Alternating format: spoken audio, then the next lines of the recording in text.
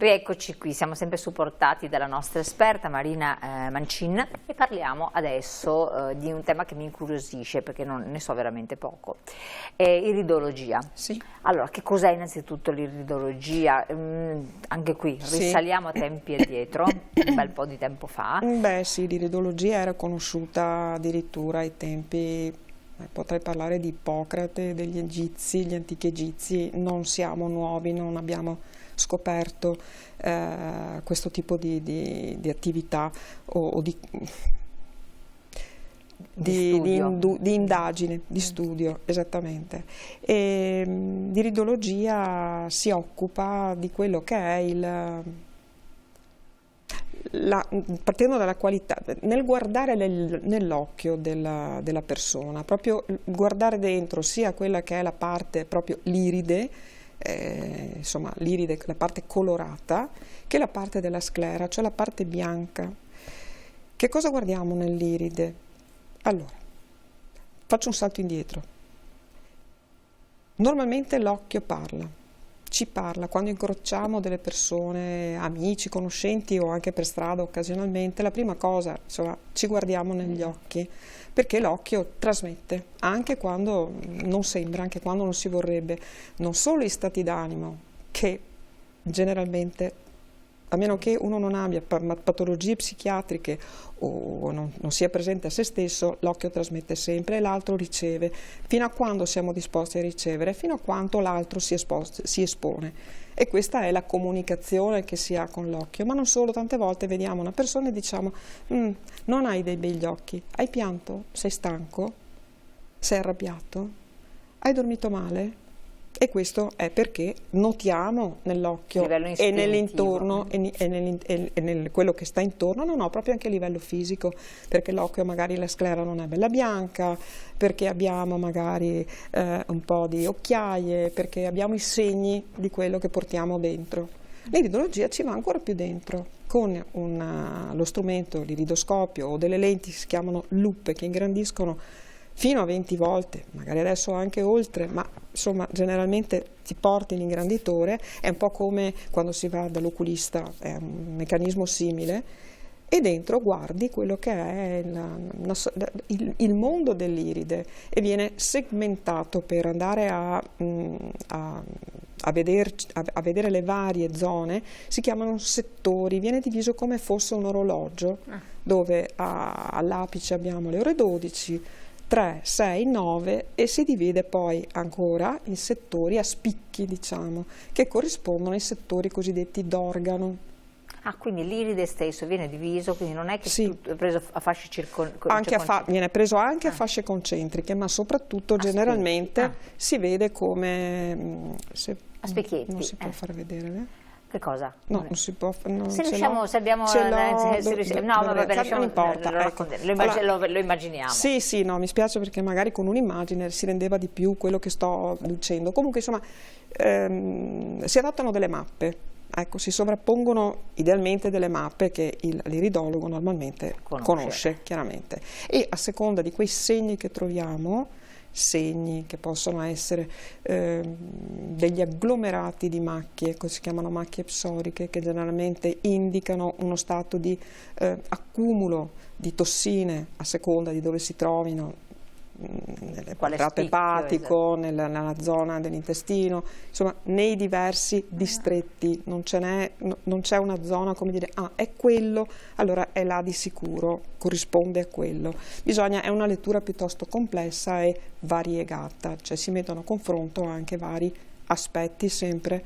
Ecco, ci sono le macchie, le decolorazioni, un'iride perfetta sarebbe quella che vorrebbe un tessuto bello compatto. Che cosa intendo? È proprio come un tessuto, cioè tutte le trame, i filamenti che si dipanano perché è fatto come una specie di ruota da bicicletta, diciamo, no? È fatto proprio tutto che lo compongono, tutte le fibre, dovrebbero essere tutte compatte, tutte allineate, belle stese, e ne ho trovate poche, quelle che È ho difficile. avuto Ma modo di vedere. l'iride cambia nel tempo? Può cambiare L'iride può colore? cambiare nel tempo, Perché assolutamente cambia? sì.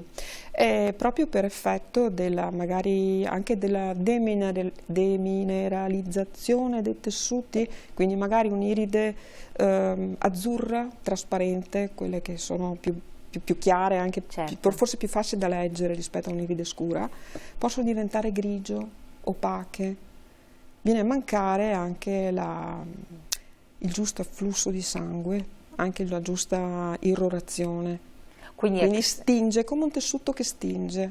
Quindi vuol dire che a quell'organismo, a quel corpo, a quella persona mancano forse delle sostanze? Bisogna andare a vedere, ci sono delle carenze, sicuramente è più facile vederlo nell'anziano, nella persona che grazie a Dio si è portata avanti nel tempo e quindi ha un'usura è come un tessuto che si usura, certo. Elena, cioè non niente di più, niente di meno che una pelle che diventa rugosa, una pelle che diventa lassa, ecco che dicevo prima delle trame, non sono più compatte come un bel tessuto nuovo, ma cominciano a slabbrarsi come un tessuto.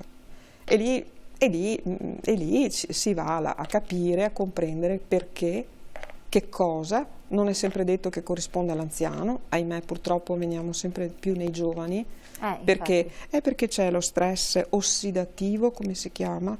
Lo stress ossidativo è quello che ho appena detto adesso, cioè sia un carico fisico sicuramente, carenza, bisognerebbe andare a vedere anche lì, la naturopatia, non ho detto una traccia importante, c'è anche l'alimentazione io stavo pensando proprio l'alimentazione, da là sì. parte abbastanza tutto, abbastanza. Quindi una non persona tutto, con un'alimentazione dove ci sono... corretta dovrebbe addirittura si dovrebbero poter vedere anche questi segni che adesso io non elenco perché trattasi di cripte, ogive e chi ne ha più ne metta. Ci sono anche i cerchi, lei diceva prima Elena, i cerchi, ma non si va anche a cerchi? Sì, si va sia in settori che cerchi che corrispondono poi sempre più vicino, più distanziando la parte dell'intestino e via via.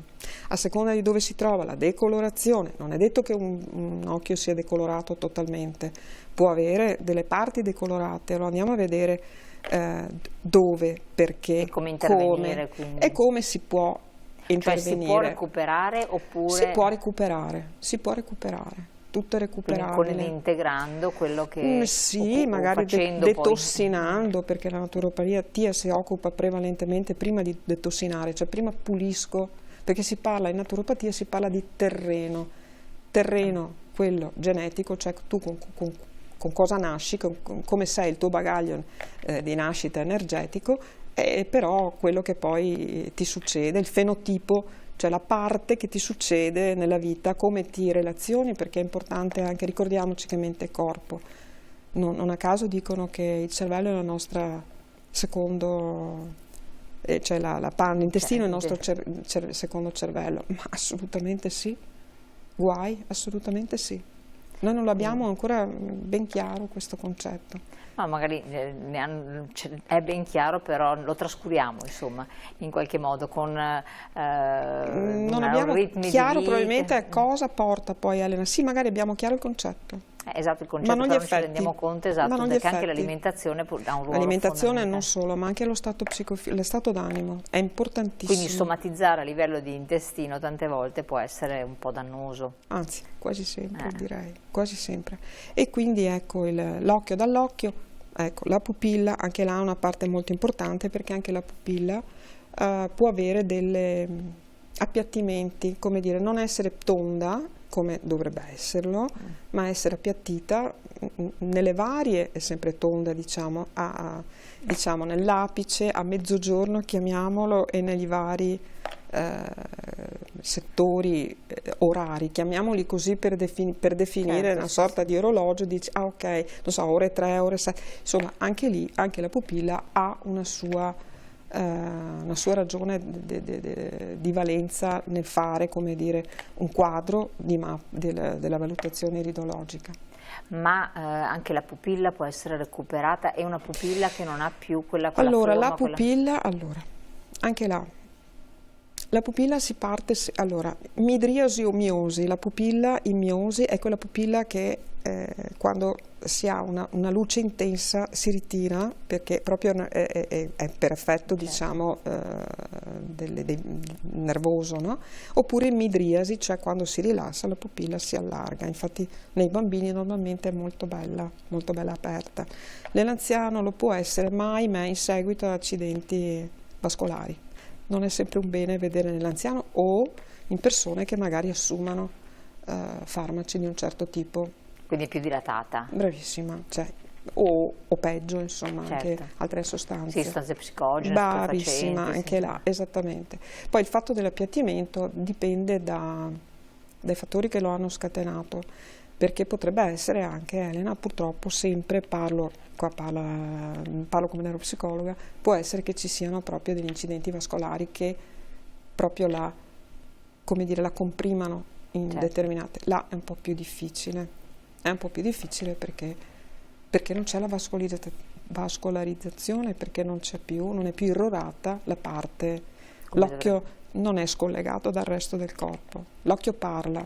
Ecco, la sclera invece che sarebbe la parte bianca, La parte sclera, che in alcune è bella bianca, in altre giallina, in altre grigia. giallina, ecco, anche là andrebbe indagata, magari la parte dovrebbe essere sempre bianca. È chiaro che tante volte si può arrossare, perché per il freddo, per l'irritazione, o per allergie, o per problemi anche lì, per problemi circolazione sanguigna a livello dell'occhio, che non vuol dire ho la pressione alta, quindi ecco perché ho le venette.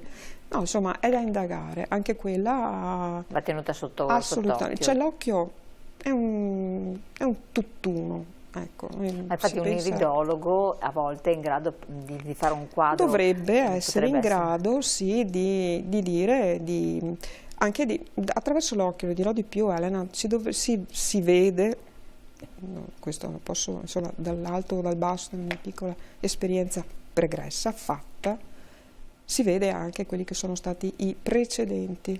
Cioè? Può essere che una persona si sia fatta male, sia caduta, si sia rotta da qualche parte, abbia avuto malattie importanti. Quindi dei traumi, insomma. Traumi, abbia delle patologie importanti, o le abbia avute banalmente. Non è banale, ma è banalmente rispetto a patologie più gravi e compromettenti. L'asportazione dell'appendice, un'appendicectomia, per dire, una tonsillectomia, di solito, non vorrei essere troppo presuntuosa, dà dei segni, ci sono dei segni, vanno interpretati, ripeto, non è medica, non è una diagnosi che si fa, si chiede alla persona se più o meno in quel periodo, o comunque se è a conoscenza di aver avuto, magari si va sempre con cautela, perché non è un TAC, non è una radiografia, non è una risonanza magnetica, ahimè, e guai a dire che qualcuno dica il contrario, cioè io ho visto, mi hanno visto, non ti hanno visto, ti confronti con la persona e chiedi se per caso, con cautela e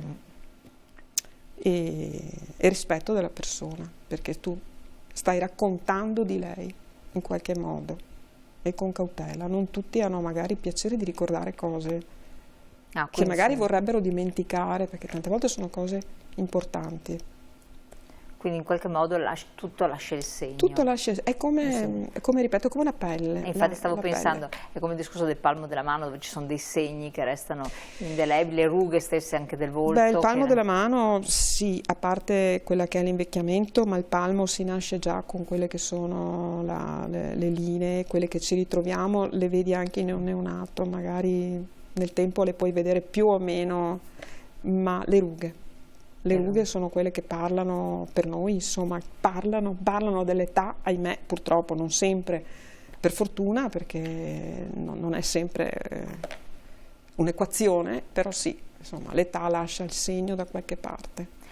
Sempre facendo questo Sì, excursus generale, sì, abbiamo quindi l'importanza dell'iridologia proprio per sì, capire la persona, per certo. magari proprio poter intervenire con una diagnostica di carattere medico qualora si ravvisasse qualche dubbio, Si rinvia al si medico, rinvia al medico, casomai, se il assolutamente. medico accoglie anche, come dire, ma basta solo semplicemente che la persona dica ho dei disturbi, cioè perché non è sempre detto che... Certo. E invece la riflessologia plantare? La riflessologia plantare è un altro mondo affascinante. Il piede è come una carta geografica per chi la conosce, per chi sa... Ma anche quelli corrispondono a vari organi? Ci sono dei punti che assolutamente corrispondono? sì, assolutamente Anche perché sì. in Oriente viene molto utilizzato il massaggio Praticata, plantare. sì, diciamo che parte generalmente tutta quella che è la riflessologia del piede, della mano, addirittura auricolare. Ah dai. Eh sì, sì, sì, parte proprio direi, non voglio sbagliare, ma dai cinesi, dall'agopuntura, perché poi sono punti proprio energetici come li chiamano. Io l'ho un po' trattata, l'ho studiata, non l'ho mai praticata nello specifico, nella scuola frequentata assolutamente sì, però ecco, anche lì è tutto un mondo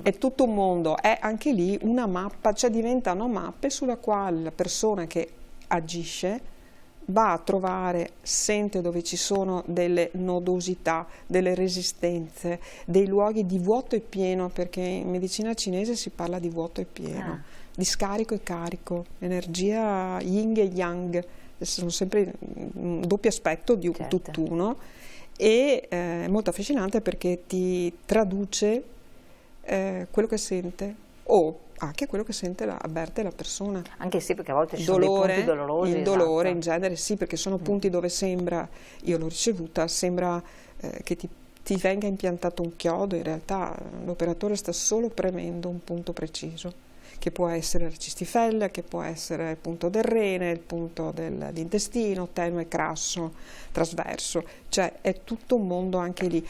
Anche le dita dei piedi hanno dall'alluce e poi via via hanno tutto un loro universo. Però tante persone non sopportano di essere toccate i piedi. No, Cioè, c'è chi raramente... C'è chi lo amara, però ci sono... C'è chi non ama, sì, non ama, non solo non ama, veramente ha il solletico, cioè proprio esatto, non sopporta perché ha un solletico che non... E questa ipersensibilità? E quella ipersensibilità andrebbe indagata anche là.